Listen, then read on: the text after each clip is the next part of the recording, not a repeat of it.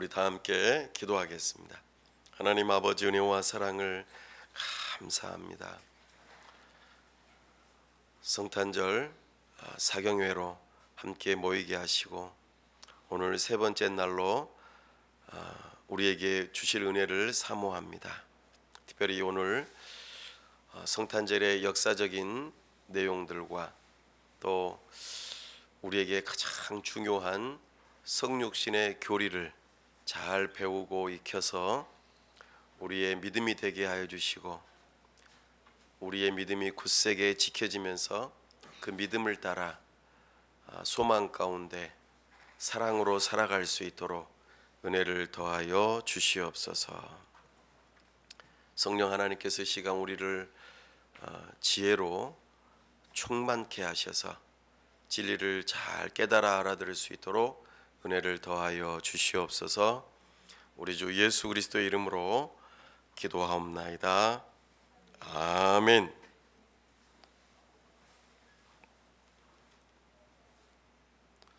네, 우리가 어제 성경 신학적인 관점과 역사 신학적인 관점으로 성탄절을 좀 살펴보았는데 어제 급하게 가느라고 미처 다루지 못했던 부분 잠깐 좀 다루겠습니다. 옛날에는 그 나라마다 다 지금처럼 2025년 몇 월 며칠 이런 식으로 공통된 달력을 쓰지 않았습니다. 예를 들면 로마는 아우구스투스 황제가 통치하신 지 몇 년 되었다 이런 식으로 달력을 만들었습니다. 그리스는 올림피아드를 기준으로 올림픽이 과거에 몇 년도에 시작되었는데 그로부터 몇 년이 지났다 이런 식으로 달력을 사용했죠.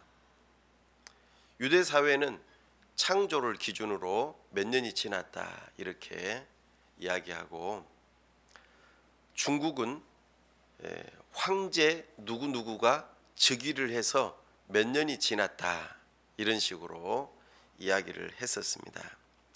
각자의 문명 속에서 각 나라마다 사용하는 달력이 다 달랐던 것이죠. 어제 우리가 들었던 것처럼 6세기경에 교황이 요한 1세 교황이 우리에게 달력을 하나 만들어야 된다라고 해가지고 로마의 수도사인 디오니시우스 엑시구스라고 하는 사람한테 이제 달력을 하나 만들어라 했는데 그것을 달력을 만든 목적이 뭐였냐면 부활절을 잘 지키기 위해서 부활절의 날짜를 계산하다 보니까 이것을 달력을 만들어야겠다라고 생각한 거죠. 당시에 이 디오니시우스는 교회를 박해했던 디오클레티아누스 황제의 즉위 연도를 기준으로 이 연도를 계산하기 시작했어요.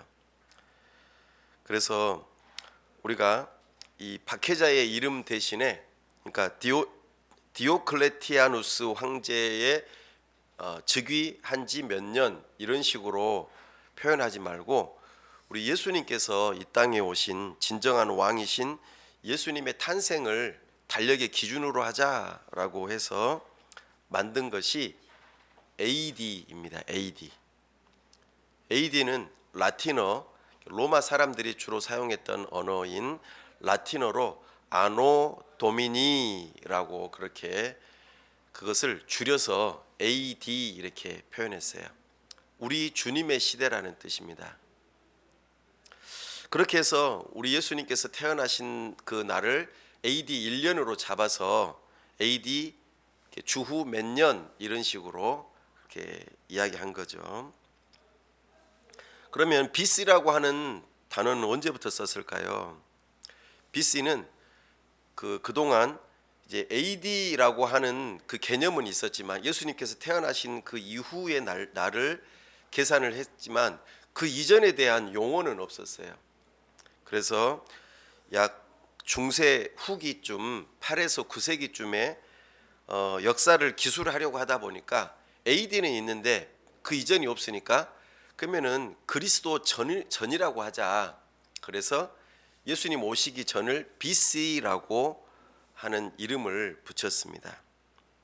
그래서 당시에 0이라고 하는 개념이 없었기 때문에 BC 1년 다음이 뭐였냐면은 AD 1년이었어요. BC 1년, BC 그 1년 다음이 0년이 아니라 AD 1년 이런 식으로 한 거죠. 예. 그런데 이 예수님의 출생 연도가 이제 어제도 들었겠지만 좀 틀렸어요. 계산을 잘못했어요. 4년에서 7년 정도의 차이가 났다고 그랬죠. 헤롯 대왕이 계시는 동안에 예수님이 태어난 거잖아요. 그리고 잡아 죽이려고 하니까 도망갔고 헤롯 대왕이 죽게 되니까 다시 애굽에서 나오셨잖아요. 이제 그걸 생각해 봤을 때에 헤롯 대왕이 사망한 때가 언제냐면은 계산해 보니까 BC 4년인 거예요. 그러면은 예수님이 그 이전에 태어나셔야지 맞잖아요. 그죠? 그래서 이제 이게 좀 필요하겠다라고 생각을 한 거죠. 그리고 인구조사 또 문제가 있었죠. 예수님께서 태어날 당시에 호정령을 내려가지고 인구조사를 했잖아요. 근데 구레뇨에서 인구조사를 언제 했냐면 AD 6년에 했어요. 그러면은 그 이전이 돼야 되는 거는 맞겠죠. 이제 이런 것들을 좀 고려해 보았을 때 정확하게는 알 수는 없지만 BC 한 7년에서 4년 사이에 예수님께서 태어나셨을 것이다. 이렇게 계산을 추정해 보고 가장 강력한 그 연도는 한 BC 5년에서 4년 그 사이라고 우리가 좀 이해해 볼 수 있겠습니다. 그러나 이것이 정확하지는 않지만 이런 체계가 중요한 이유가 있습니다. 왜 중요하냐면 말씀이 육신이 되다. 이게 뭐예요? 하나님이 역사 가운데에 들어오셨다. 그래서 이 역사의 분기점이 됐다라고 하는 의미에서 이 달력이 중요하다라는 것입니다. 우리는 그것에 좀 의미를 둘 필요가 있겠습니다. 그렇죠? 그래서 우리는 BC와 AD의 시간 차이가 있고 예수님의 생일이 정확하지는 않지만 우리가 그렇게 이해하고 예수님께서 이 땅에 오셨다라고 하는 그 의미를 굉장히 중요하게 여기기로 했습니다. 그래서 초대교회 때는 이 성탄절을 굳이 이렇게 지킬 필요는 없었었죠. 주로 부활절을 중심으로 절기를 많이 지켰습니다. 그런데 사람들이 당시에 로마 제국에서는 황제가 태양신을 섬겼기 때문에 12월 25일 동지가 이제 한 해에서 가장 해가 짧은 때이니까 어떻게 보면 태양신이 가장 힘이 없을 때잖아요. 근데 바로 동지 그 다음 날부터 어떻게 되겠어요? 이제 태양이 길어지니까 태양신의 힘이 강해졌다. 그래서 빛이 이제 힘이 세지고 우리가 섬기는 태양신이 이제 본격적으로 승리하게 된, 전쟁에서 어두움의 신을 이기고 전쟁에서 이기는 그 승리의 날을 기념하자 해서 12월 25일로 태양신을 숭배하는 날이 있었다는 것이죠. 근데 그때에 축제가 일어나니까 예수님을 믿지 않는 사람들뿐만 아니라 믿는 사람들도 다 거기에 초대돼서 가거나 거기에 막 참여하다 보면은 뭘 하게 되겠어요? 자연스럽게 우상 숭배를 하게 되겠죠. 그러니까 교회에서는 그 날을 바꿀 수는 없으니까, 그렇죠? 로마의 강력한 황제가 숭배하는 날이니까 그보다도 더, 그러니까 태양보다도 태양을 만드신 하나님, 태양보다도 더 밝은 빛이신 예수님께서 이 땅에 오신 것을 우리가 기념하고 그때 우리끼리 모여야겠다, 이런 생각으로 시작된 것이 어떻게 보면은 성탄절이 된 것이죠. 그래서 결국에는 우상 숭배를 위해서 모인 것이 아니라 우상 숭배를 하지 않도록 특별히 이 땅에 오신 예수님을 기념하기 위해서 모이기 시작한 것이 그렇게 되었고, 이제 나중에 황제가, 로마의 황제가 예수님을 믿게 되죠. 그리고 그것을 기독교를 국교로 정하게 되니까 자연스럽게 12월 25일이 성탄절로 자리매김을 하게 된 것이고, 그것이 오늘날까지 이어져 왔다는 것을 우리가 좀 이해해 볼 필요가 있겠습니다. 그래요. 그래서 우리가 산타클로스 이야기도 해드렸죠. 예. 산타클로스라고 하는 것은 언제 계셨어요? 예. 3세기에서 4세기 그 사이에 니콜라스라고 하는 성 니콜라스죠. 이제 니콜라스라고 하는 분이 이제 예수님의 이 땅에 오셔서 선물처럼 당신의 몸을 주시고 그리고 우리에게 참된 빛으로 오셨던 것을 생각하면서 사랑을 실천하고자 당시에 어려운 사람들을 돕는 일을 했는데, 그것을 기념하면서 그분을 잊지 말자라고 했던 것이 이제 성 클라스라고 하는 게 산티 클라스라고 하는 그 이름이 이제 산타클로스라고 하는 이름으로 이제 이름이 정착이 되면서 이것이 우리에게 산타클로스로 이어지게 된 것이죠. 그리고 이제 어찌 보면은 오늘날 우리가 그 뭐죠? 빨간색 옷을 입고 하얀 수염을 하고 안경을 쓰고 루돌프 사슴코를 이제 뭐 사슴코도 이야기도 하면서 우리가 성탄절의 하나의 어떤 중요한 마스코트로 나타나는 일이 있었다는 것을 우리는 좀 알고 있습니다.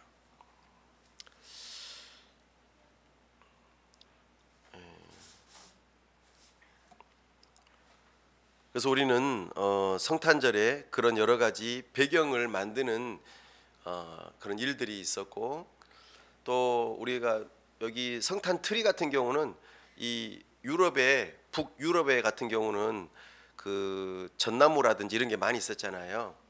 그래 그것을 이제 성탄절에 뭔가를 기념하는 차원에서 하는데, 또 북유럽은 또 그 나름대로의 신화라든지 그런 전설들이 많이 있는데 크리스마스 트리가 만들어진 것은 그쪽 지방에서는 다산을 의미했어요. 다산.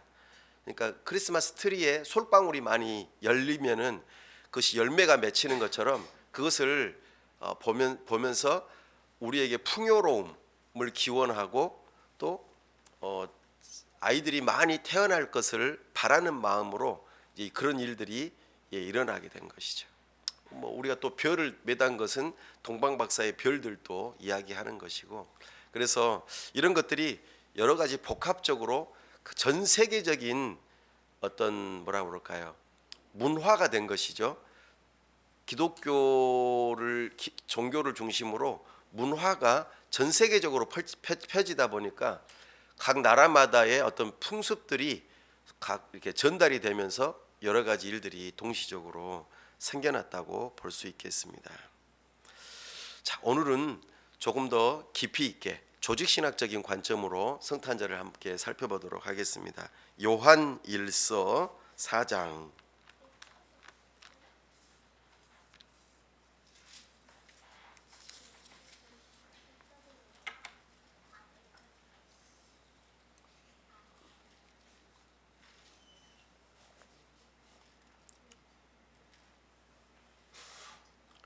네.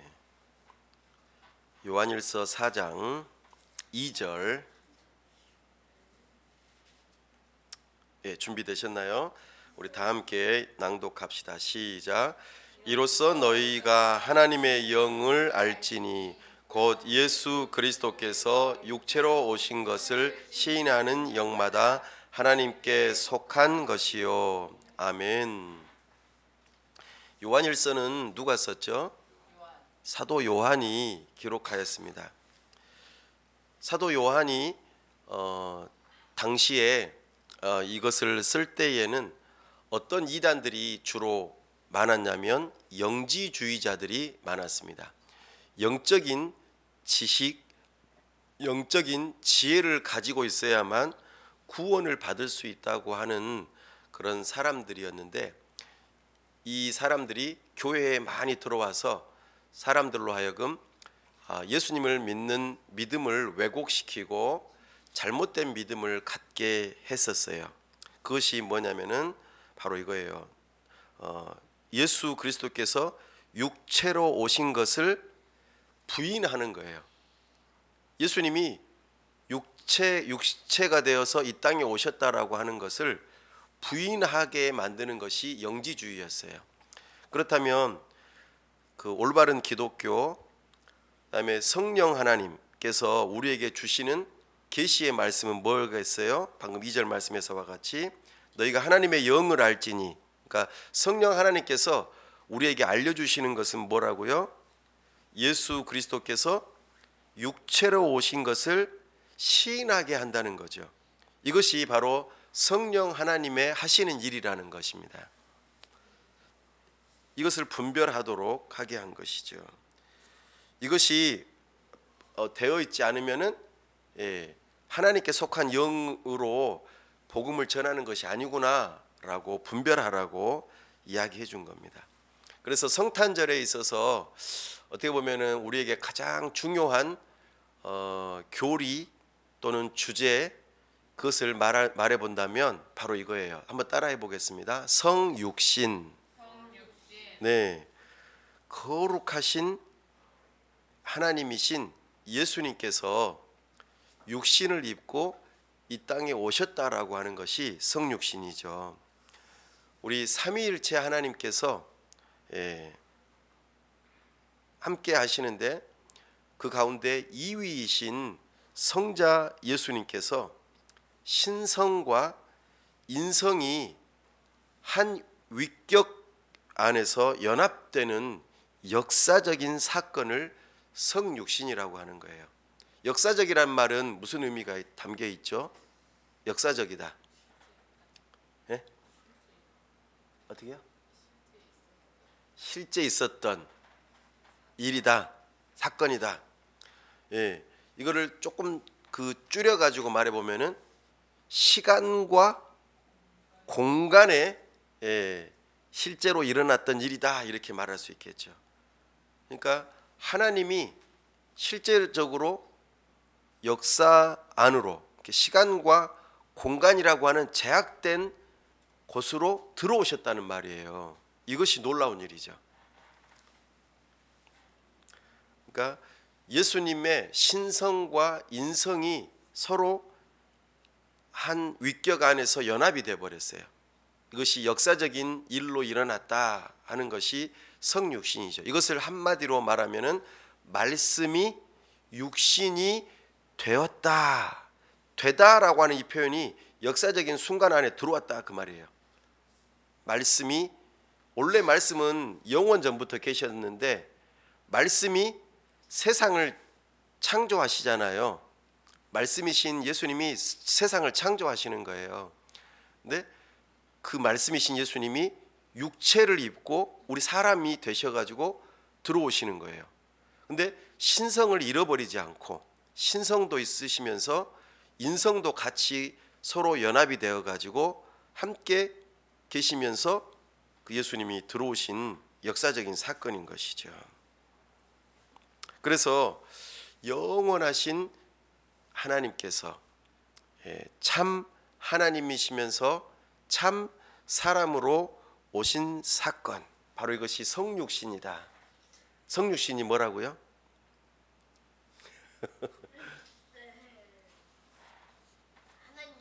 하나님이 네, 육신이 네, 그래요, 맞아요. 그래서 이 예수님의 이렇게 이 땅에 오신 그 성육신의 사건을 구원론과 관련하여서 논의한 사람이 한 분 계신데, 그분이 아타나시우스라고 하는 분이에요. 한번 따라해 볼까요? 아타나시우스. 네. 그런데 아주 유명한 분이 아타나시우스인데, 그 아타나시우스보다도 더 이전에 이야기를 하신 분이 있어요. 그분이 오늘 누구냐면, 오늘 그 주로 이분의 이야기를 하려고 그래요. 터툴리안. 한번 해볼까요? 터툴리안. 예, 터툴리안입니다. 어디 터졌다 그 말이 아니고 터툴리안. 터툴리안입니다. 네, 이 터툴리안이라고 하시는 분이 그 기독교 역사에 있어서 왜 중요하냐면 삼위일체라고 하는 용어를 처음으로 쓰신 분이에요. 삼위일체. 성경에 나와 있지 않는 삼위일체라는 말을 처음 사용하시면서 예수님께서 성육신 하신 사건에 대한 이야기를 하셨다라는 겁니다. 이 터툴리안은 어떤 분이셨냐면 북아프리카 출신이었어요. 북아프리카 어제 제가 설명을 드렸었죠. 거기에서 70인경이 쓰여진 장소가 어디였어요? 알티니우스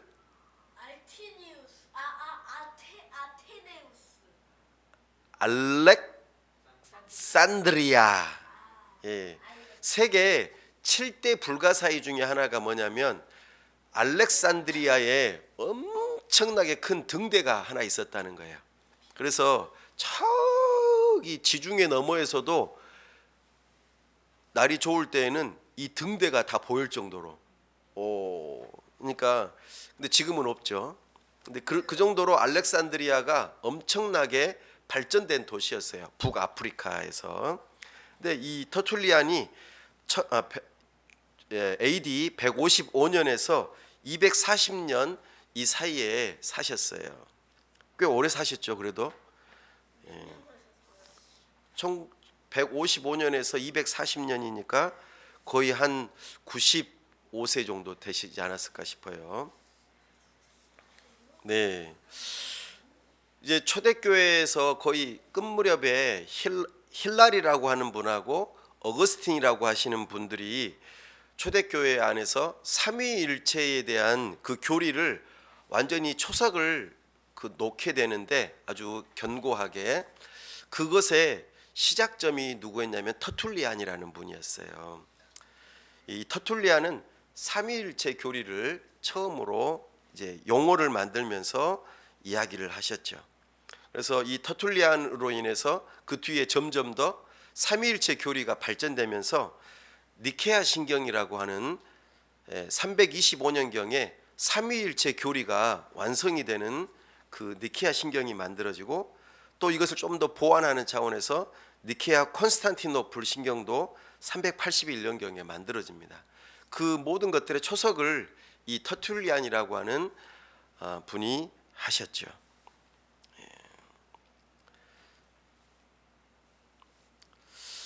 터툴리안이라고 하는 이분이 사실 때에는 주로 그 헬라 철학이 굉장히 발전되었고, 사도 요한이 있었을 때에도 그랬지만 터툴리안이 살 때에도 영지주의자들이 엄청나게 활발하게 활동했던 시기입니다. 영지주의자들은 신이 많아요. 다신론자들이에요. 신이 엄청 많기도 하고, 또 때로는 그냥 단일신론, 신은 하나밖에 없다 이렇게 주장하기도 하고, 좀 다양합니다. 근데 아무튼 영지주의자들이 그런 분들이에요. 근데 그런 분들이 교회 안에 이렇게 영향을 미치다 보니까 교회 안에서도 좀 성부 하나님, 성자 예수님, 성령 하나님에 대한 이게 좀 정리가 잘 안 됐어요. 막 성경에서 말씀은 하시긴 하지만 이게 뭔가 좀 정리가 안 되고 막 헷갈리기 시작하는 거예요. 그래서 성부 하나님과 성자 예수님과 성령 하나님을 양태론적인 관점으로 이해를 많이 했어요. 양태론이 뭐였죠?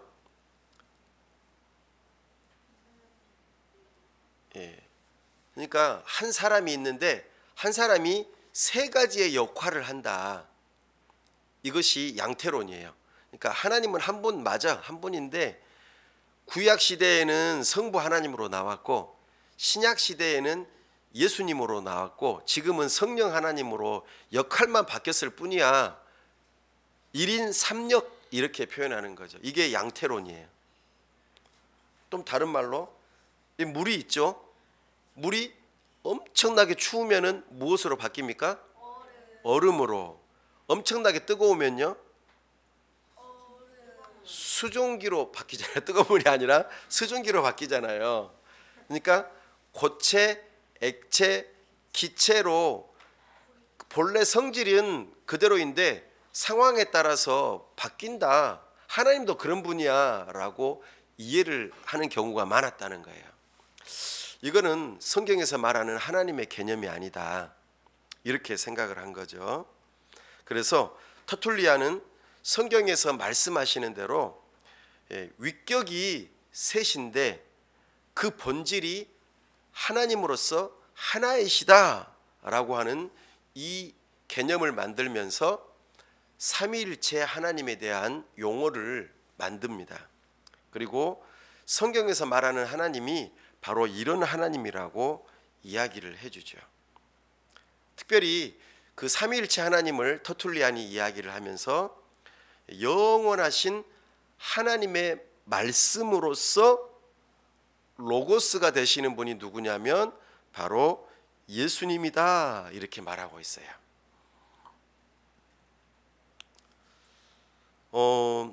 오늘 요한일서를 쓰신 사도 요한의 제자가 혹시 누군 줄 아시나요? 예, 제자가 있었죠. 다 우리 기독교는 항상 스승과 제자의 관계로 2000년의 역사가 흘러왔어요. 제가 여러분의 스승이잖아요. 여러분은 제자인 거예요. 그럼 여러분이 또 다른 사람을 가르쳐서 제자를 삼는 거예요. 이게 예수님께서 기독교를 유지시키셨던 원리예요. 마태복음 28장 18절에서 20절 말씀에 그러므로 너희는 가서 모든 족속으로 민족으로 제자를 삼아 아버지와 아들과 성령의 이름으로 세례를 주고 내가 너희에게 분부한 모든 것을 가르쳐 지키게 하라. 그죠? 그러니까 사도 요한은 예수님의 제자였잖아요. 그러면 사도 요한의 제자는 누구였을까요? 예, 한번 따라해 볼까요? 폴리캅. 예, 폴리캅입니다. 예, 폴리캅. 예, 폴리카르포스라고도 해요. 이름이 똑같은데 어떤 언어를 써서 표현하느냐에 따라서 이름이 좀 달라집니다. 예, 폴리캅은 69년에 태어났어요. AD 69년에. 그리고 155년에 돌아가셨죠. 네. 그리고 이 폴리캅을 가리켜 사도의 제자이니까 뭐라고 했을까요? 속사도라고 그랬어요. 우리가 영화가 1편이 나오면은 2편이 그 이어서 뒤에 이어서 나오면은 무슨 편이라고 그러죠? 속편이라고 그러잖아요. 연속된다 해서. 그래서 사도의 제자이니까 속사도라고 표현했는데 이 폴리캅이 속사도가 되는 것이죠. 그러면 폴리캅에도 제자가 있겠죠? 예, 그 중에 한 사람이 누구냐면 이레네우스입니다. 이레네우스. 예, 또 그 이레네우스의 제자가 누구일까요? 오늘 우리가 지금 이야기하고 있는 바로 한 사람이 더 있는데 히폴리투스라고 있습니다. 히폴리투스. 네. 히폴리투스까지 그렇게 나오고 난 다음에 이제 그 스승들 밑에서 또 교육을 받아가지고 이제 이 삼위일체 교리를 확립하신 분이 바로 터툴리안이라는 거예요. 네. 네. 머리가 좀 복잡하죠? 네, 그래요. 뭐 우리하고 그렇게 직접적으로 관련이 있는 사람이 아니니까 그런 사람들이 계신가 보다. 사도 요한의 제자가 누구였어요? 폴리캅. 그죠? 로보캅 폴리도 아니고 폴리캅.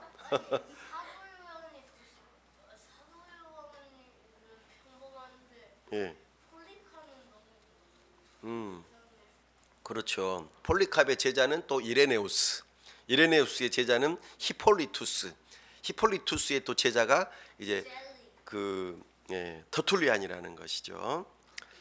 그래서 이제 이 터툴리안이 우리가 방금 보았던 말씀에서와 같이 요한복음 1장 14절 말씀에 말씀이 육신이 되어 우리 가운데 계심에라고 하는 이 말씀을 더욱더 구체화하면서 말씀이신 예수님이 신성과 인성이 연합되어져서 하나로서 이 땅에 함께 하셨던 이 성육신의 교리를 삼위일체 교리 안에서 함께 이야기를 한다는 것입니다. 특별히 오늘 제가 나누고자 하는 내용은 터툴리안의 그리스도의 육체론이라고 하는 책에 나와 있는 내용을 가지고 제가 좀 더 나눔을 하겠습니다. 이 그리스도의 육체론 안에는 크게 세 가지의 질문과 세 가지의 답변이 있어요. 그럼 이 세 가지만 이야기하면 오늘 끝나겠죠? 네, 기대하십시오. 네. 자, 그 세 가지의 질문이 제가 있는데 적어놨는데요. 첫 번째가 뭘까요? 그것이 존재했느냐. 그러니까 예수님의 육체가 존재했느냐, 있었느냐 그 말이에요. 존재란 말은 있다 없다의 한자어를 표기하는 거죠. 그죠? 존재했다, 있다. 여러분들 지금 현재 있죠? 있잖아요, 여러분. 나 여기 있다. 너 여기 있다. 우리 여기에 있다 하는 것처럼 예수님의 육체가 존재했느냐라고 하는 이 질문에 대해서 답을 합니다. 그리고 또 하나는 뭐죠? 그것이 어디에서 왔느냐. 예수님의 육체가 있다면은 도대체 어디로부터 온 거지? 라고 하는 질문에 대해서 답을 하는 거예요. 세 번째는요, 그것이 어떠했느냐. 그러니까 예수님의 육체의 어떤 속성이라고 할까요? 그 육체가 어떤 성질을 갖고 있었느냐, 이것에 대한 질문인 것이죠. 아니, 그런 거 꼭 질문해야 됩니까? 네, 근데 지금 여러분들이나 우리 같은 경우는 뭐 이미 다 알고 있으니까 그러려니 하는데, 이때 당시에는 이게 아주 심각한 문제였어요. 영지주의자들 때문에 이 질문에 대해서 답을 해야 됐어요. 왜냐하면 예수님이 어떤 육체를 가지고 태어났느냐가 예수님의 죽으심과 부활이 연결되고 궁극적으로는 우리의 구원하고도 연결이 되거든요. 그렇기 때문에 너무나 중요한 거예요. 자, 이 세 질문에 대해서 사실은 왜 이런 질문을 했냐면은 아까 말씀드렸던 사도 요한과 더불어서 많은 영지주의자들이 예수님의 육체에 대해서 다른 말을 하기 때문에 그러는 거예요. 자, 첫 번째 대표적인 영지주의자가 누구냐면 한번 따라해 볼까요? 말시온. 뭐 이름도 독특하다. 말라기면은 말라기 비슷하네. 말시온, 그죠? 마르시온이라고도 하고 말시온 좀 줄여서. 말시온은 85년에 태어나서 160년까지 살았어요. 두 번째 대표적인 영지주의자가 따라해 볼까요? 아펠레. 아펠레입니다. 이 아펠레도 아주 영지주의자 중에서 유명한 사람이죠. 세 번째 한번 또 해볼까요? 발렌티누스. 발렌티누스. 이분도 100년에 태어나서 160년 또는 180년에 돌아가셨다, 이렇게 역사적인 기록이 남겨 있습니다. 자, 그러면 한번 이 질문들에 대해서 답을 좀 해보도록 하겠습니다. 첫 번째, 그것이 존재했느냐. 이것은 말시온을 비판하기 위해서 이런 질문을 하고 답을 했습니다. 말시온은 영지주의자로서 신약을 구약하고 따로 분리를 시켰어요.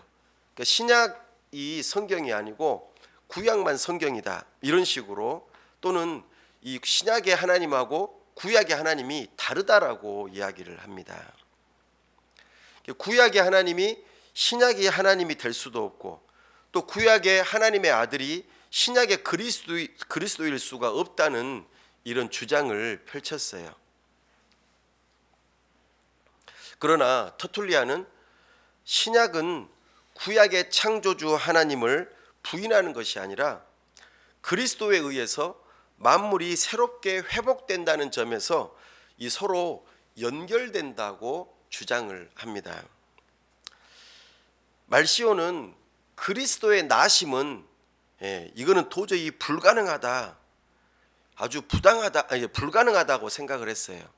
그런데 터툴리안은 아니야, 그 말은 틀렸어라고 하면서 이제 반박을 하는 과정 속에서 이 질문에 대해서 답을 하는 거죠. 그러니까 말시오는 예수님의 육체가 존재했다는 말이에요, 안 했다는 말이에요? 안 했다는 말이에요. 육체라는 것은 없다. 근데 아니다, 성경에서는 예수님의 육체는 존재한다라고 이야기를 합니다.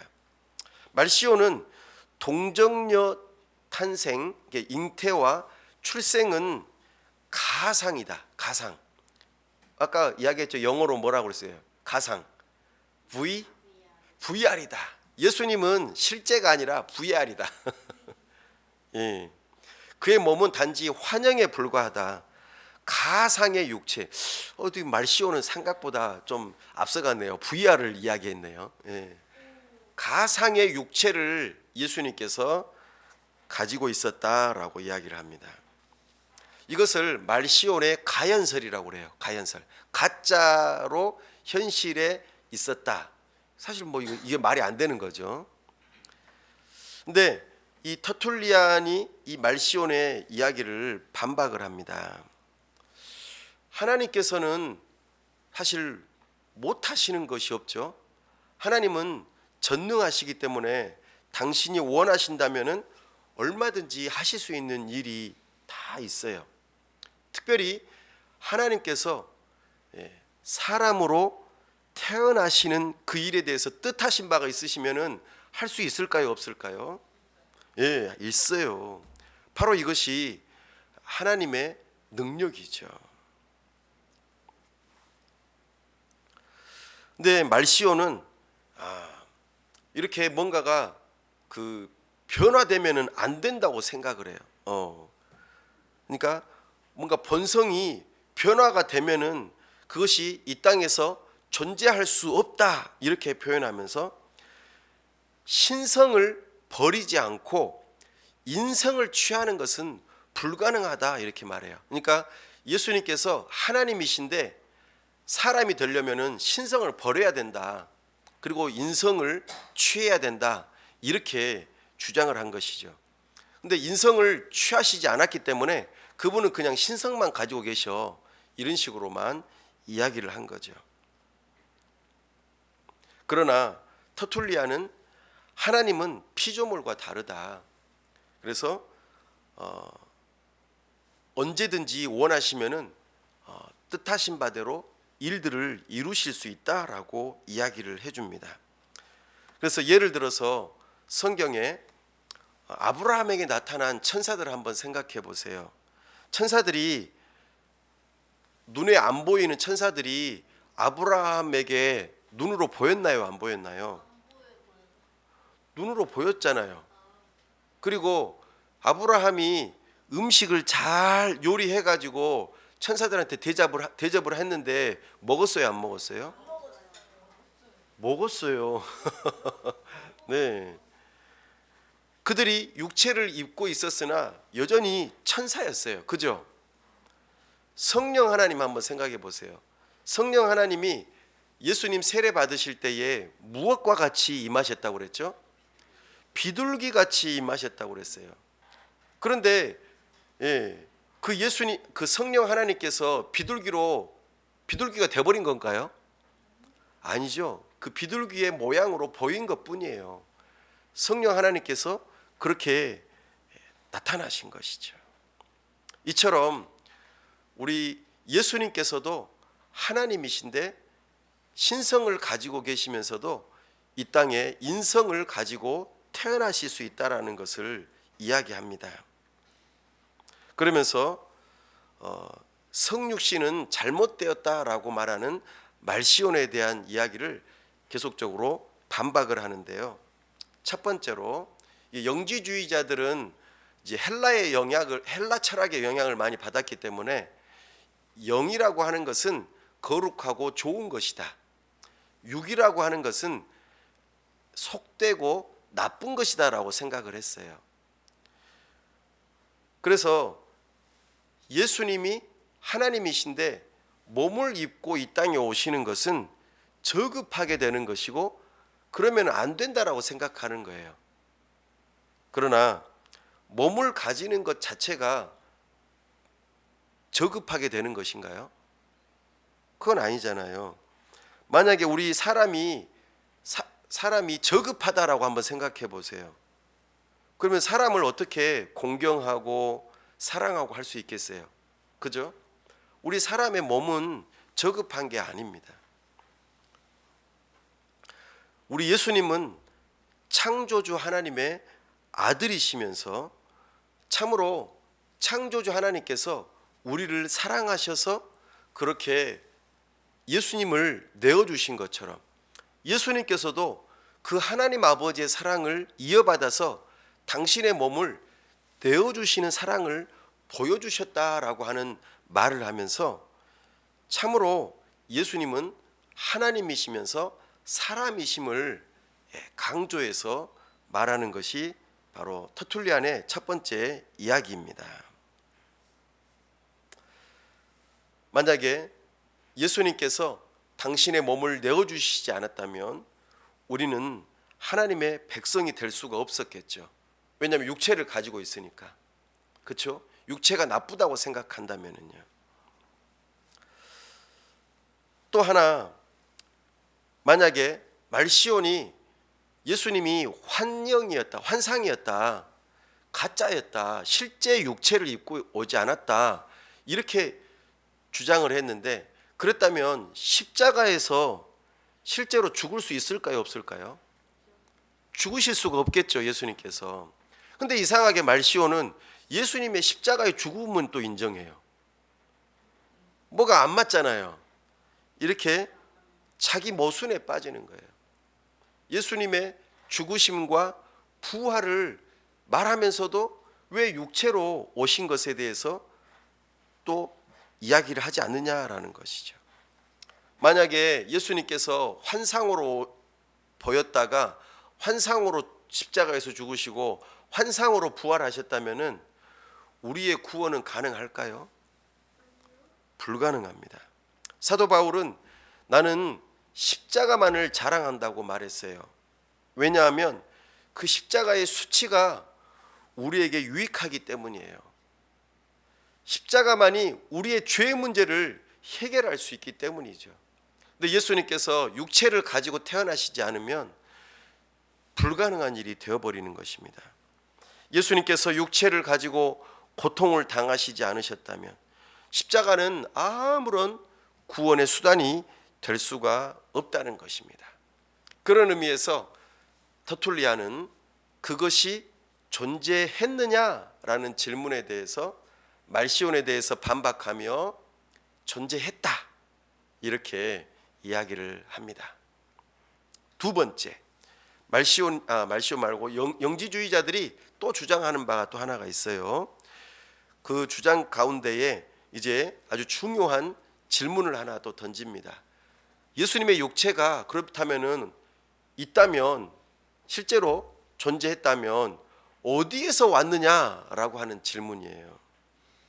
이것은 아까 말씀드렸던 영지주의자들 가운데 또 유명한 아펠레에 대해서 비판하면서 이 질문과 더불어 답을 합니다. 아펠레는 어떤 분이었냐면 조금 전에 영지주의자의 대표적인 인물인 말시온의 제자였어요. 그런데 이 아펠레가 스승을 버리고 떠났어요. 그래서 이 아펠레는요, 스승과 다르게 신은 하나다 이렇게 말을 해요. 그러면서 그 신이 누구냐면 사실은 창조주 데미우르구스라고 하는 신이 있는데, 어떻게 보면은 신이라고 말도 하지만 실제는 천사다 이렇게 말해요. 그러니까 이 세상의 창조주는 누구라고 생각하냐면 천사였다 이렇게 주장하는 분이 아펠레였어요. 자기 스승을 버리고 자기 나름대로 그렇게 주장한 것이죠. 이 아펠레는 스승하고 헤어졌잖아요. 그래서 말시온처럼 예수님의 육체로 오심을 부인하지는 않았어요. 그러나 예수님의 육체가 어디로부터 왔는지, 그리고 그 성질이 어떤 것인지는 다르게 해석을 해요. 이것이 문제라는 것입니다. 그러니까 아펠레는 예수님의 육체를 인정하기는 하지만 태어난 육체라고 말하지 않았습니다. 태어난 육체가 아니다라고 말합니다. 그러면 뭐라고 할까요? 조금 전에 그가 창조주를 천사라고 이야기했잖아요. 그래서 이 예수님을 누구라고 표현하냐면 별들과 어떤 천상계의 실체로부터 왔다 이렇게 기원을 그렇게 이야기합니다. 그리고 예수님의 육체는 태어난 것이 아니라 빌려온 것이다 이렇게 표현합니다. 그래서 아펠레는 예수님께서 태어났다기보다는 빌려왔는데 천상계에서 그것을 빌려온 육체인데 모태로부터 어떤 영향도 받지 않았다고 말해요. 그러니까 마리아로부터 어떤 영향도 받지 않았다. 그냥 천사들의 육체와 같다고 말해요. 천사들의 육체와 같다. 천사들의 육체? 네. 그러나 터툴리아는 그에 대해서 반박합니다. 예수님께서는 죽기 위해서 태어나셨다. 태어남과 죽음은 서로 함께 있어야 된다. 사람이 태어나면 반드시 죽잖아요. 마찬가지로 예수님은 왜 태어나셨냐면 십자가에서 죽기 위해서 태어나셨다라는 것을 이야기해요. 그러면서 육체로 나신 것을 부정하게 되는 것은 그의 죽음이 안 되게 돼버리는 거예요. 조금 오늘날로 이야기하자면 SF 공상과학으로 말하자면 저기 먼 별나라에 외계인으로 있던 분이 지금 우리 이 세상에 왔다 이렇게 이야기하는 거예요. 외계인으로서. 어떠세요? 예수님은 외계인이었다. 그럴듯합니까? 이게 이제 아펠레의 주장이에요. 그러나 터툴리아는 예수님의 동생들이 있었잖아요. 그리고 예수님의 동생들이 예수님을 가리켜 형님이라고도 했고 나중에는 주님이라고 고백하잖아요. 네, 이것이 성육신을 확실하게 증거가 된다라고 이야기합니다.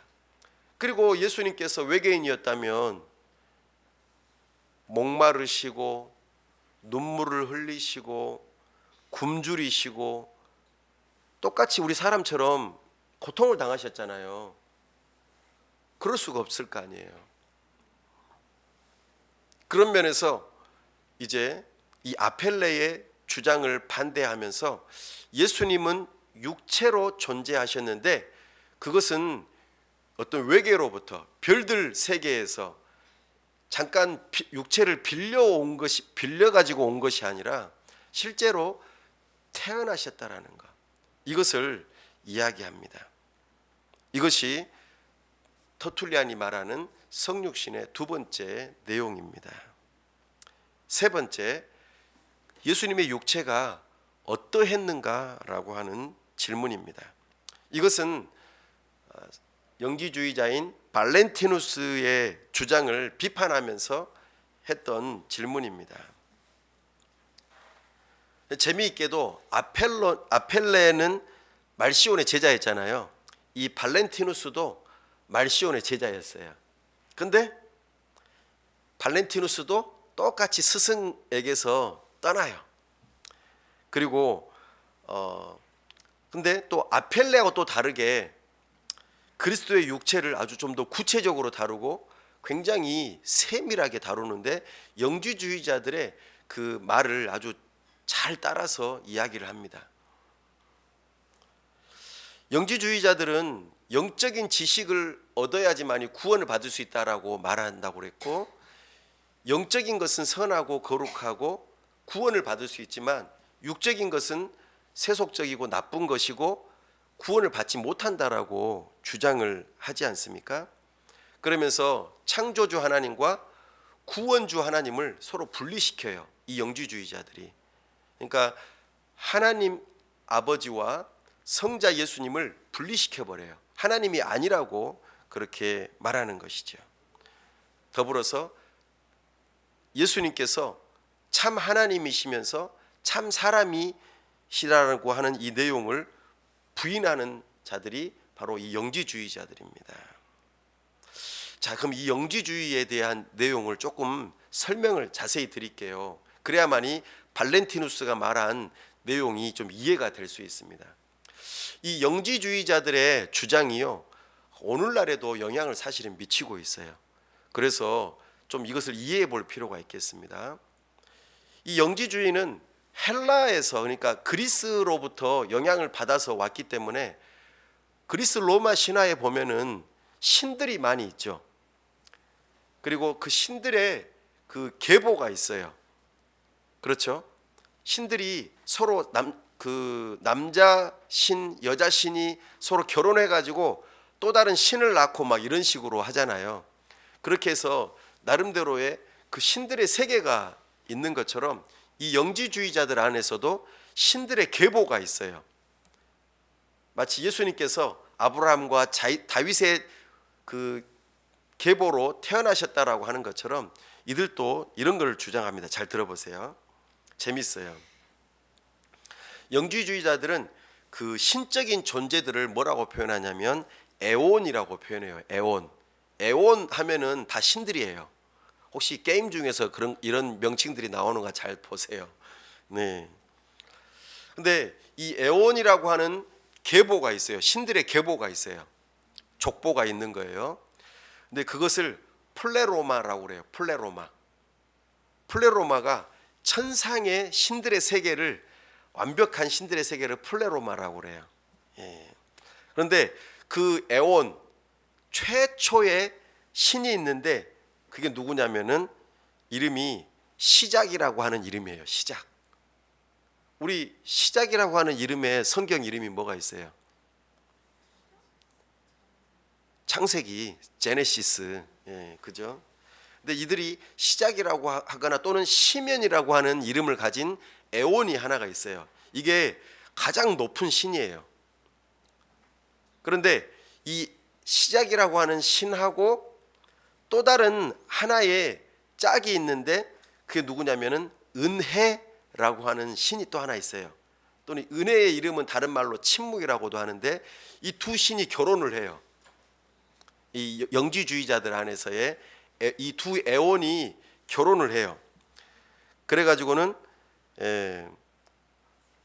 이제 이 시작이라고 하는 것과 이 은혜라고 하는 또는 침묵이라고도 불리는 것이 있는데 이 두 신이 결혼을 해가지고 이제 쌍둥이들을 낳아요. 쌍둥이들을. 근데 몇 쌍둥이를 낳냐면 세 쌍둥이들을 낳아요. 그럼 세 쌍둥이면은 총 몇 명이에요? 6명이죠. 6명이죠. 6명. 예, 6 에온들이 태어나요. 재밌죠? 이 이게 세 쌍둥이들의 이름이 뭐냐면 들어보세요. 이성과 진리. 두 번째 쌍둥이들은 말씀과 생명. 세 번째 쌍둥이들은 교회와 사람. 이렇게 돼요. 이름이 독특하죠. 그러니까 이게 기독교하고 굉장히 이름이 비슷하게 지금 만들어져 가는 거예요. 아까 말씀이 뭐냐면 로고스예요. 로고스. 그러니까 요한복음에 말씀이 육신이 되어 할 때 그 말씀인 거예요. 그죠? 근데 이성과 진리로부터는 자식이 없어요. 에온들이 안 나와요. 그런데 두 번째 말씀과 생명이라고 하는 그 쌍둥이 안에서는 10개의 에온이 나와요. 10개의 자식들이 나와요. 예? 예, 쌍둥이들끼리 또 결혼의 신이니까 에온이니까 이 둘 사이에서 10개의 에온이 나와요. 그리고 교회와 사람이라고 하는 이 두 그 에온 사이에서 12개의 에온이 나와요. 그러면 처음에 2개, 그 다음에 새 쌍둥이, 그리고 10개, 12개 합하면은 총 몇 개예요? 30개의 에온이 천상계를 이루어요. 천상계. 천상계. 그러니까 하늘에 있는 하늘나라죠. 하늘나라. 30개의 에온이 있는 거예요. 이게 영지주의자들이 말하는 겁니다. 그리고 이 레벨이 있는 거예요. 나름대로. 그리고 이 천상계는 어떤 것으로 운행이 되냐면 한계와 십자가라고 하는 어떤 그 천상계의 어떤 법칙에 의해서 움직여요. 재밌죠? 네. 근데 재미있는 것은요, 이 에온들 중에서 제일 막둥이가 있어요. 막둥이. 누구냐면은 이름이 지혜예요. 지혜. 이 지혜가 중요합니다. 예. 이 지혜가 누구로부터 나온 에온이냐면 아까 말씀과 생명이라고 하는 그 두 쌍둥이 안에서 나온 신이에요. 마지막 근데 막둥이에요. 막둥이. 예. 근데 이 지혜가 이 계보가 있어서 그 순서가 있는데 제일 막둥이면은 제일 마지막이잖아요. 그러면은 뭔가 그 위에하고 이야기를 하려면은 바로 위에한테 이야기하고 또 그 바로 위에한테 이야기하고 해서 그 절차를 밟아가야 될 거 아니에요. 그런데 이 마지막에 있는 이 지혜라고 하는 에온이 모든 중간 단계를 건너뛰고 최초의 그 시작이라고 하는 에온한테 가서 만나려고 그래요. 예, 재밌죠? 근데 이것을 누가 알아채냐면은 천상계의 경륜 가운데 있는 운행이라고 하는 것이 한계라고 하는 것, 십자가라고 하는 것이 그것을 딱 알아차려요. 지혜가 지금 시작이라고 하는 에온한테 가서 만나려고 한다. 이것이 발각이 돼요. 그러니까는 이 지혜가 천상계, 플레로마라고 하는 천상계에서 쫓겨나 버려요. 그래서 어디로 갈까요? 이제 천상계가 아니면 이제 물질 세계로 내려오는 거예요. 영적인 세계, 천상계, 그 천상계로 가야지만 구원을 받는 건데 거기는 다 영적인 세계예요. 영적인 것이 아닌 곳은 어디예요? 물질 세계예요. 그들이 생각하는 나쁘다고 생각되는 것, 속세. 예. 근데 그렇게 지혜가 이 물질 세계로 쫓겨나요. 근데 이 지혜가 쫓겨나면서 이름이 바뀌어요. 아카모스라고 하는 이름으로 바뀝니다. 아카모스는 약간 저급한 지혜라는 뜻이에요. 그래가지고는 이 지혜가 천사를 하나 딱 붙들어요. 그리고는 그 천사로 하여금 이 물질 세계를 만들기 시작합니다. 그게 누구냐면은 아까 이야기했던 데미우르구스예요. 천사가 이 세상을 창조했다고 그랬잖아요. 물질 세계를 창조했다고 그랬잖아요. 그러니까 이 물질 세계를 창조한 천사가 누구에 의해서 이 물질 세계를 만들었냐면 바로 이 저급한 지혜가 이 땅에 쫓겨나면서 만들었다라는 거예요. 그래가지고는 이것을 보면서는 이러면 안 되는데 하고는 최고 높은 에온인 시작이라고 하는 에온이 이것을 걱정스럽게 생각하고는 이성이라고 하는 에온한테 가가지고는 이 문제를 좀 해결해야겠다 해가지고는 누구를 생성하냐면 그리스도와 성령을 생성해요. 재밌죠? 그리고 한편으로 이 아까 저급한 지혜로 변질된 아카모스는 데미우르구스하고 함께 이제 물질 세계를 만드는데, 이 물질로 이루어진 이 세상을 만들 때에 뭘로 물질을 만드냐면은 육체라고 하는 것과 영혼이라는 것을 결합시켜 가지고 물질 세계를 만들어요. 그러니까 이 물질 세계에는 영혼도 있고 물질 세계도 있는 거예요. 그러니까 사람이 무엇과 무엇으로 되어 있어요? 영혼과 물질로 되어 있잖아요. 이제 이렇게 보는 겁니다. 그래서 이러한 육체와 영혼이 이렇게 결합체로 되어 있는 것을 보고 최고 상위 그 에원인 시작이 아까 누구를 지혜를 아까 누구였죠? 이성하고 같이 해가지고 누구를 만들었어요? 그리스도와 성령을 만들었잖아요.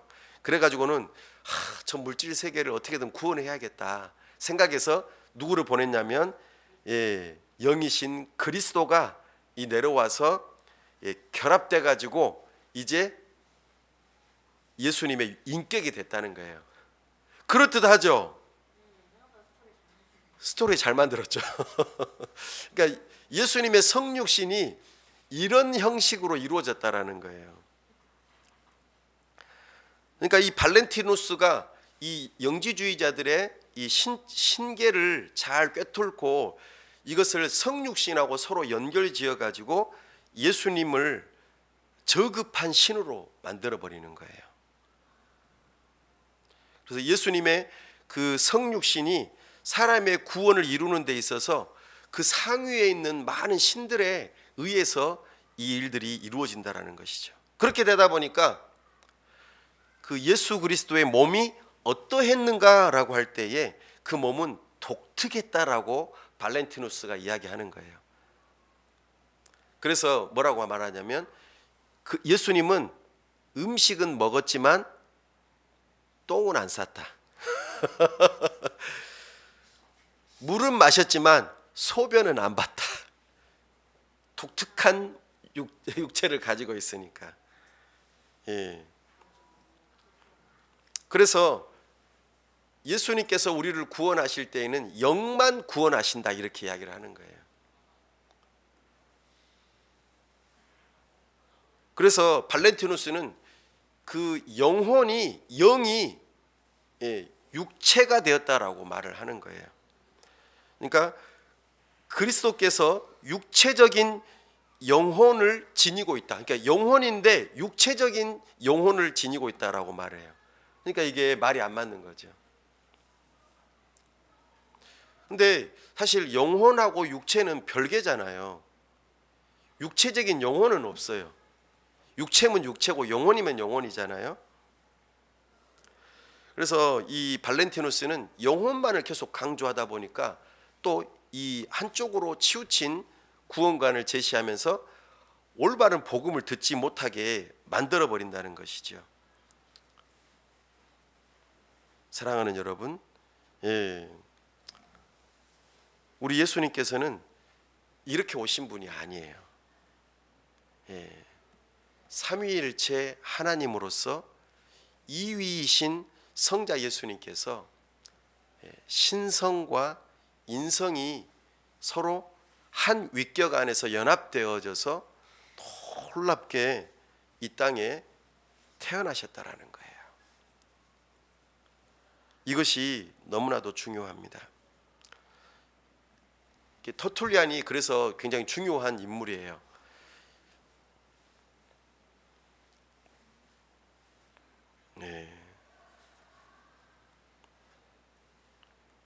그래요. 이제 어느 정도 마무리해 보도록 하겠습니다. 그래서 우리가 믿는 예수님은 참 하나님이시면서 참 사람으로서 이 땅에 오셨다라고 하는 것을 우리는 기억할 필요가 있습니다. 그리고 우리 영혼과 육체가 하나를 이루어서 한 몸이잖아요. 한 사람이잖아요. 인격이라고 말하잖아요. 근데 우리 예수님도 마찬가지입니다. 우리 예수님이 신성과 인성이 연합되어서 하나 되어지는 것을 성육신이라고 말합니다. 그리고 이것을 터툴리아는 동정녀 탄생과 연결시킵니다. 그러니까 예수님은 동정녀 마리아로부터 우리 사람으로서의 그 실체를 받으셨다라고 말해요. 그러나 인간의 씨는 없이 성령으로 잉태되어졌다라고 말씀하세요. 이것이 아주 독특함이죠. 첫째 아담은 처음에 어떻게 태어났죠? 아담과 하와는요, 어떻게 태어났어요? 태어나게 한 사람이 있었나요? 아니죠. 하나님께서 지으셨잖아요. 예, 맞습니다. 마찬가지로 우리 예수님은 성령으로 잉태되셨어요. 그리고 마리아의 몸을 빌어서 사람으로서 태어나셨어요. 이것이 예수님의 독특하심입니다.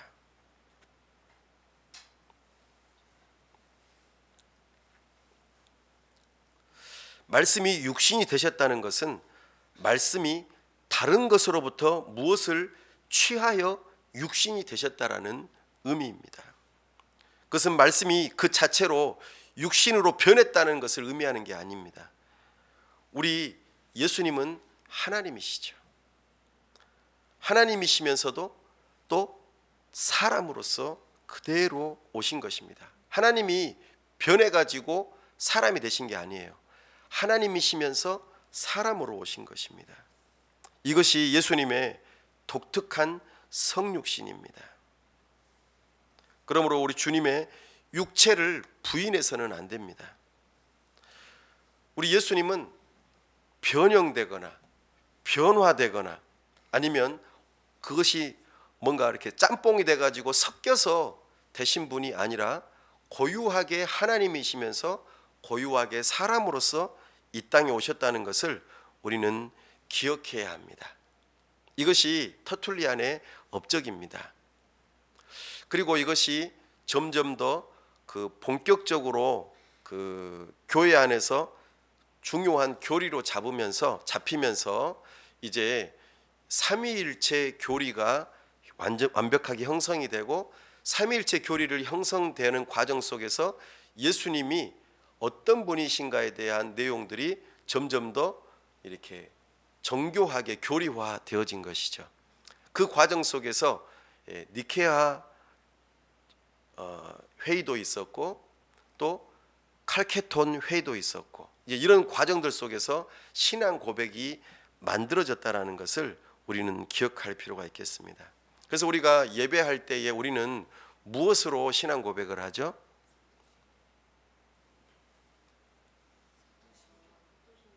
예, 사도신경은 삼위일체 하나님에 대한 내용이 담겨 있습니다.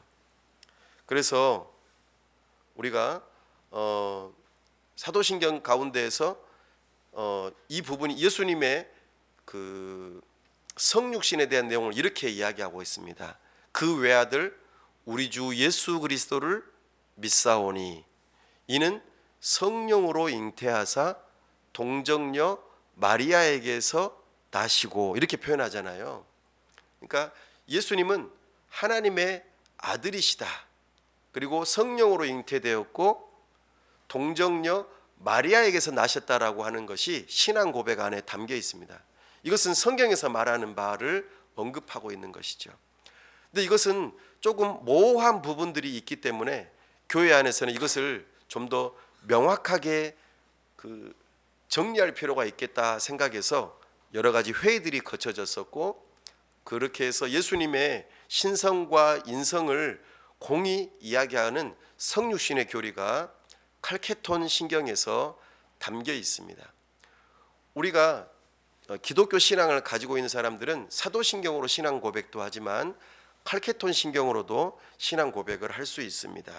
우리 칼케톤 신경을 제가 처음에는 헬라어로 기록됐고 그다음에 라틴어로 그것을 이제 번역본으로 한국어로 한번 된 것을 한번 번역본을 보여드리겠습니다. 같이 한번 읽어봐요. 이게 마지막입니다. 같이 칼케톤 신경으로 우리 신앙 고백 한번 해볼까요? 시작. 거룩한 교부들을 따라서 우리는 일치 단결하여 우리 주 예수 그리스도는 한 분이시요 동일한 아들이심을 고백하도록 가르친다. 그분은 신성에서도 완전하시며 인성에서도 완전하시다. 그분은 참 하나님이시며 또한 이성적 영혼과 육체를 가진 참 인간이시다. 신성으로는 아버지와 동일 본질이시며 인성으로는 우리와 동일 본질이시다. 모든 면에서 우리와 같으시되 죄는 없으시다. 신성으로는 만세전에 아버지에게서 나셨고 이 마지막 날에는 우리와 우리의 구원을 위하여 하나님의 어머니인 동정녀 마리아에게서 인성으로 나셨다. 우리는 한 분이시요 동일한 그리스도 아들 주 독생자이신 이분이 혼합되지 않고 변화되지 않고 분할되지 않고 분리되지 않고 두 본성 안에서 인식됨을 고백한다. 연합으로 인하여 두 본성의 차이가 결코 없어지지 않으며 오히려 각 본성의 특징이 그대로 보존되어 하나의 위격과 하나의 실체 안에서 함께 나타난다. 그분은 두 위격으로 나누어지거나 분리되지 않으며 한 분이시요 동일한 아들이며 독생자이신 하나님 말씀 주 예수 그리스도이시다. 이는 옛적부터 선지자들이 그에 관하여 예언하였고 주 예수 그리스도께서 친히 우리에게 가르치셨으며 교부들의 신경이 우리에게 전해준 바와 같다. 아멘. 이렇게 사도신경의 신앙 고백이 좀 더 구체적으로 예수님의 신성과 인성에 대한 고백으로 발전되어진 것을 우리가 보게 되어집니다. 이것이 이제 교회 안에 이단들이 계속 들어오다 보니까 성경적으로 올바른 교리를 확립하기 위해서 이와 같은 일이 있었다라는 것을 우리는 기억할 필요가 있겠습니다. 방금 신앙 고백 가운데에서 우리는 좀 중요한 어구 가운데 하나가 뭐냐면은 저기 뭡니까? 나누어지거나 그죠? 분리되지 않으며 그죠? 또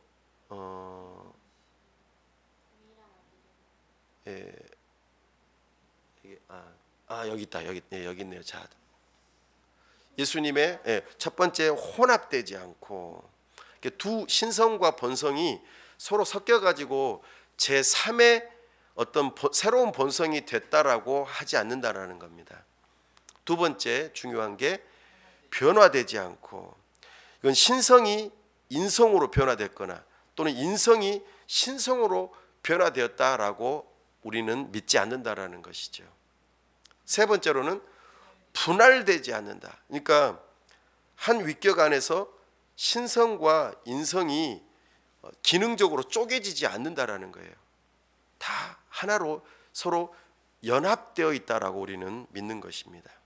그리고 네 번째로 분리되지 않고 이 두 본성이 서로 떨어져서 존재할 수 없다라는 거예요.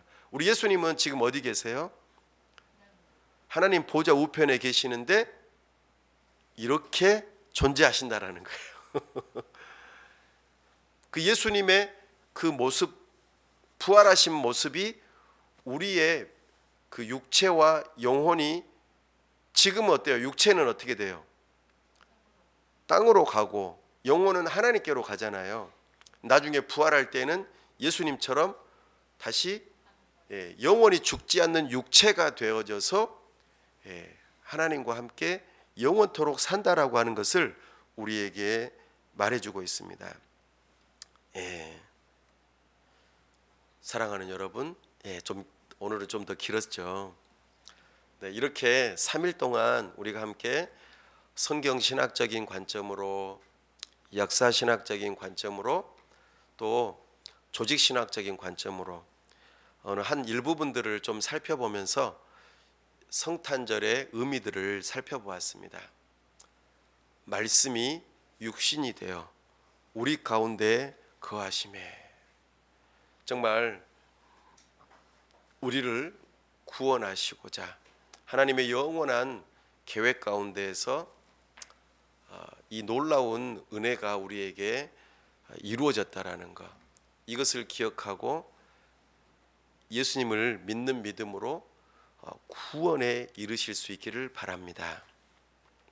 그리고 그 예수님께서 겸손하게 하나님이신데 정말 사람의 몸을 입고 이 땅에 오셔서 하나님 아버지의 영광을 드러내고 구원의 은혜를 선포하시는 그 모습을 바라보면서 우리 또한 예수님의 그 낮아지심처럼 우리 또한 낮아지고, 또한 우리를 위하여 인간이 되셨을 뿐만 아니라 십자가에 죽기까지 낮아지신 그 사랑을 생각하면서 이것을 믿는 믿음으로 그 사랑이 우리 안에 차고 넘쳐서 이 사랑을 누구한테 전할까? 이 사랑을 알지 못하는 누구에게 복음을 전할까? 그런 뜨거운 사랑으로 전도할 수 있는 그런 믿음의 사람들이 다 되실 수 있기를 바랍니다. 우리 함께 기도하겠습니다. 하나님 아버지, 은혜와 사랑을 감사합니다. 3일 동안 여러 가지 모양들로 성경에서 말씀하시는 바 성탄절의 의미들을 살펴보았습니다. 영원 전부터 계획하셨고 그 언약하신 바를 비록 우리가 아담이 타락함으로 범죄하여 정말 영원한 죽음에 이르게 되었지만 하나님 약속하신 대로 여자의 후손을 우리에게 보내주시고 참으로 우리를 구원하시는 그 놀라우신 사랑을 우리가 듣습니다. 하나님께서 우리를 구원하시고자 하는 그 놀라운 열심이 신실하게 지켜지고 그 일들을 이루실 뿐만 아니라 이 복음을 들려주시고 이것을 믿을 수 있는 믿음을 허락해 주셔서 감사합니다. 하나님께서 인간의 몸을 입고 참으로 이 땅에 오신 그 놀라우신 사랑에 감격하여 하나님이 사람이 되신 것을 정말 기뻐하고 감사하고 찬송하고 영광을 돌려드리며 그 은혜를 받은 자로서 참된 믿음을 가지고 구원에 이를 수 있도록 도와주시고 그 구원받은 감격과 기쁨이 우리 안에 흘러넘쳐서 정말 다른 사람에게도 이 복음을 전할 수 있는 우리가 될 수 있도록 도와주시옵소서. 나 혼자만 이 복음을 가지고 있지 않게 도와주시고 다른 사람에게 전하면서 함께 하나님의 백성 구원에 이르는 놀라운 은혜가 있도록 우리를 사용하여 주시옵소서. 주님의 몸된 교회를 통하여 하나님의 나라가 이루어지기를 원합니다. 우리 주님께서 은혜 베풀어 주시옵소서. 우리의 심령에 주님을 향한 뜨거운 사랑으로 충만하게 하여 주시옵소서. 우리 주 예수 그리스도의 이름으로 기도하옵나이다. 아멘. 성탄절 사경회를 마치겠습니다.